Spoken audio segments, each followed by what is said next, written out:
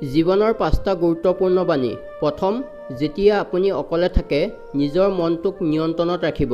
দ্বিতীয়, যেতিয়া আপুনি বন্ধুৰ লগত থাকে নিজৰ জিভাখনক লেকাম লগাব। তৃতীয়, যেতিয়া আপোনাৰ খং উঠে নিজৰ মগজু ঠাণ্ডা ৰাখি সিদ্ধান্ত ল'ব। চতুৰ্থ, যেতিয়া আপুনি সমস্যাৰ সন্মুখীন হয় নিজৰ আৱেগক প্ৰশ্ৰয় নিদিব।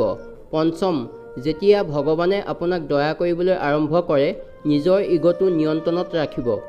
তুমি কাৰোবাক মিছাকৈ নাভাবিবা যে তোমাৰ সমান টেঙৰ কোনো নাই। তাৰ পৰিণাম তুমি লাহে লাহে বুজিবা। সময় আহিব, কাৰণ তেওঁ বুৰ্বক নাছিল, মাথো তোমাৰ ওপৰত বিশ্বাস আছিল।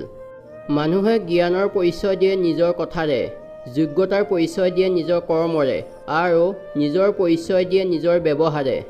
জীৱন যাত্ৰাত কাকো ঠাট্টা নকৰিবা, কাৰণ জীৱনটো এখন যাত্ৰীবাহী ট্ৰেইনৰ দৰে। কাৰ যাত্ৰা ক'ত কেনেকৈ শেষ হয় কোনেও নাজানে।